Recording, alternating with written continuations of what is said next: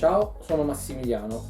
Continuiamo la nostra serie base sugli elementi che compongono un impianto di automazione.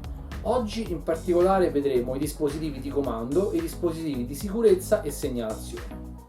Ricordati, se il video ti è piaciuto, di mettere mi piace e di iscriverti al canale, in questo modo non perderai nessun video. Oggi vediamo il primo dispositivo di comando, che è la centrale, che è proprio il cervello dell'impianto. La centralina è una scheda elettronica che gestisce tutto il funzionamento dell'automazione e sulla quale si programmano tutte le funzioni dell'impianto.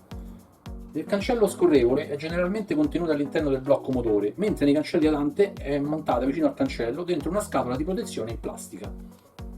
Un consiglio importante è quello di proteggere la centrale dagli agenti atmosferici e anche dall'accesso di piccoli animali. Sul nostro blog trovi diversi articoli sulla manutenzione.